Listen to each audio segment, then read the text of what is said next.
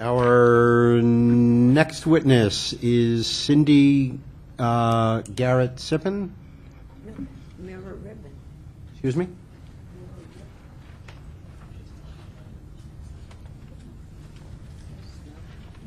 I'm sorry, Number 23, Mirror. I think she is not here. Oh, Yes? sorry. Okay.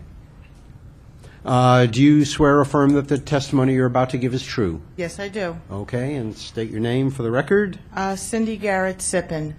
Before I go into my statement, I want to preface this by indicating that there are actually cases where people like me cannot even get their non-identifying information.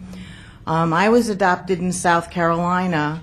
My adoption was private, and because it was a private adoption, there was no record of me in their system. So when I requested non-identifying information, I was basically told, sorry, we don't have anything, you're out of luck. I pretty much in 1994 gave up my search that I started when I was 16. I hit every brick wall, registered with every registry out there, and I felt that if my birth mother was looking for me, she would have found me because my birthday is New Year's Day.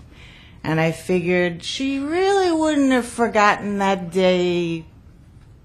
If she wanted to find me, I'm in the registry, been there since I was 18. Okay, 94, let's move on. A couple of months ago, a cousin of mine through marriage told me that she just learned that she was adopted after her parents died. And she told me that she was searching for her birth parents by having her DNA tested. Now, I have been plagued my entire life by health conditions and having doctors basically look at me and go, oh, well, it could be anything with you. When my daughter was 3 years old, she was diagnosed with a genetic condition.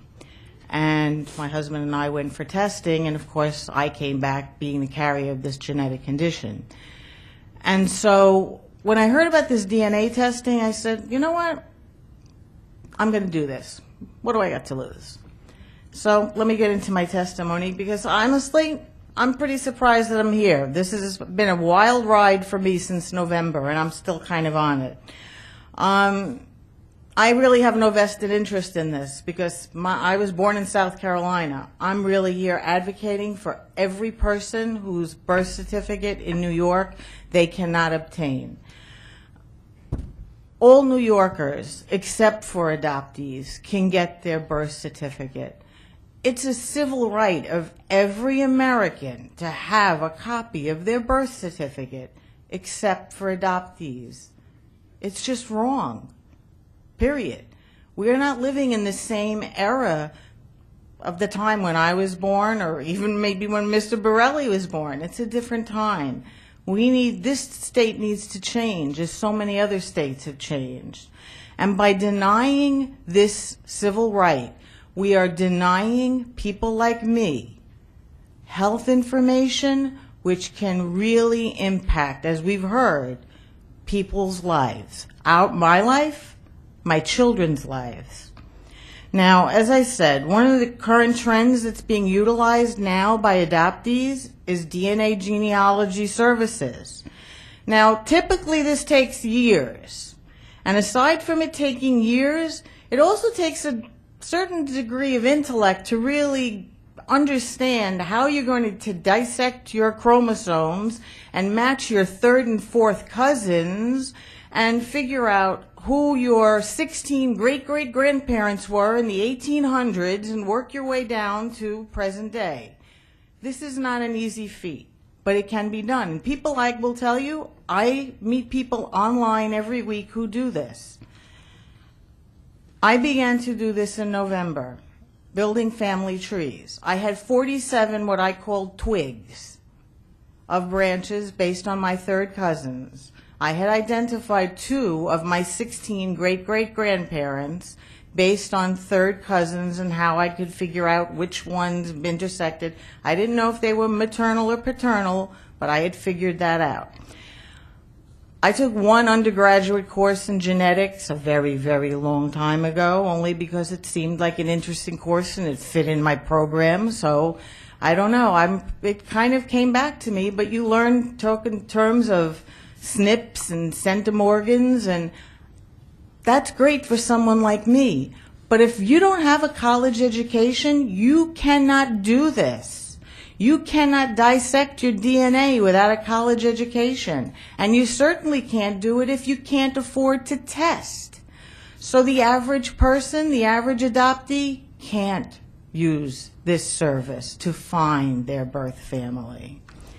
Now, 3 weeks ago, my search ended very abruptly when I was sitting in my living room, and I just kept going, oh my God, oh my God. Oh my God, and my husband's going like, what's the matter? What's the matter? I'm going, I found her. I found her. He's like, what? Are you sure? I'm going, yes, I'm sure. It says parent right there at the top of the list. I really gave up on looking. I just wanted my health information. I really did not expect to find a birth mother from this whole process.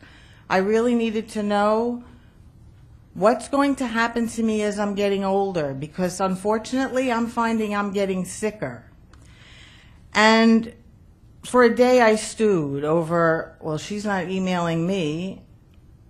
After that 24 hours, I sent an email out, and I received a phone call in an hour that said, hello, Cindy? And I said, yes. I've been looking for you for 54 years.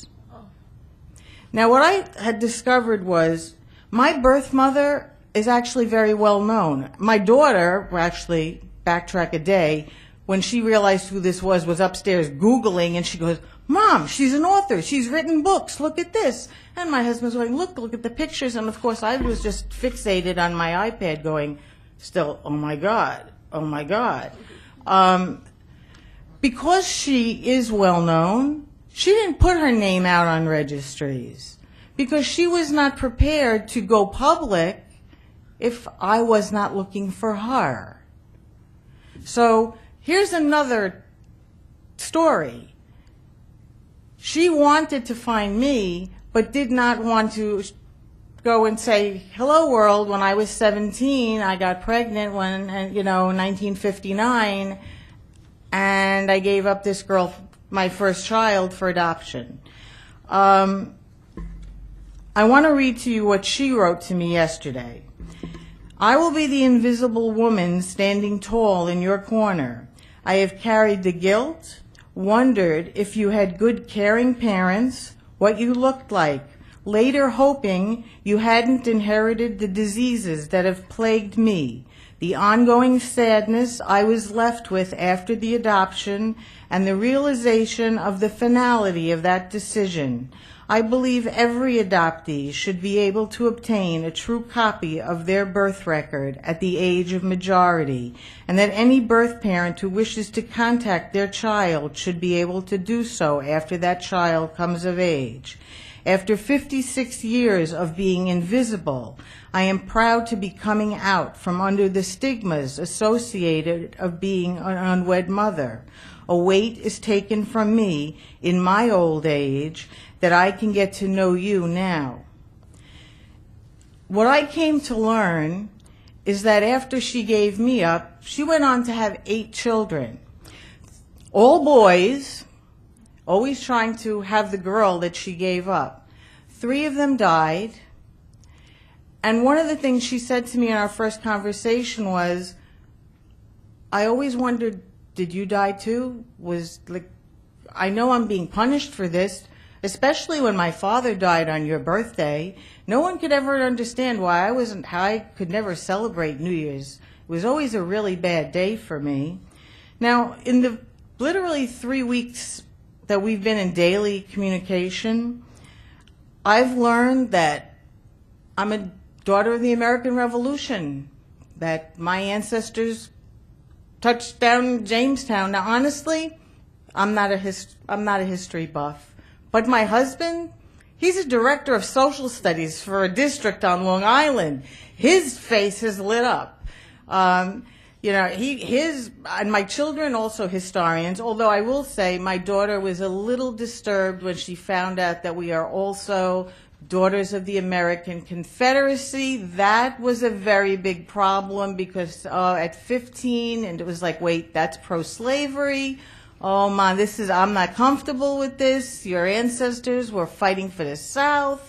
Well, for about 48 hours, there was a rough spot there, but But at least they weren't Viking marauders. That's true. So, yes, and ironically, when my birth mother, it was like she had an intuition. She actually sent me an email about the day that she had come and realized that her ancestors had been fighting and for this Confederacy, and how she had been crying at their graves. And I said to my daughter, Caroline, come and read this email. You need to see this. So I said, look, it was just absolutely amazing. Now, what I also found interesting was it was a horrific experience for her. She was sent from a very rural area to live in the city alone and told never to go out in the daytime and only to walk in the back of the building in the dark. No one should see her, so no one should know she's pregnant. And only towards the end of her pregnancy did her mother come and stay with her. And I heard this, it really was not a wonderful tale about how she got pregnant and so forth. But that's not the story. But how she kept track of where my birth father was, which honestly I really wouldn't have done considering the whole story, because she said, if I ever found you, I knew you'd want to know what happened to him. And I thought, really? You're like an amazing woman, because if I were you, the last person I'd want to be dealing with would be him. So she said, I have his obituary for you. I have whatever family information I've been able to keep track of for you, and I will help you find his children. I mean, I feel like I kept, every day, it was like I hit the lottery each day. It was like, you really don't have to do this. No, it's my job. So she actually did track down his 4 children for me. And a week after I spoke to her, I made one of the most awkward phone calls you could possibly make. Hello, I'm this half sibling that you never knew you had. Very nice. I really am not looking to disturb your family, but I really would like to know health information, and I have pertinent health information for your family, and I think this will be mutually beneficial. I was overwhelmed, honestly, because within an hour of these brothers and sisters speaking, I offered to pay for a DNA test to prove my assertions. I was welcomed into their family. I'm telling you, this has been like the wild toad ride in Disney. I'm still not getting off. And shortly thereafter, received an email, subject line, pictures of your father. I never expected any of this. I wanted my health information. I gave up on family. I now I'm the big sister in one family and the little new sister in another family, and I'm looking forward to meeting all of these new relatives that I really never expected to have, and have shared some very important genetic information that they never knew. We don't know which side of the family this has come from, but I've told them they need to get tested and their children need to be tested. This is important.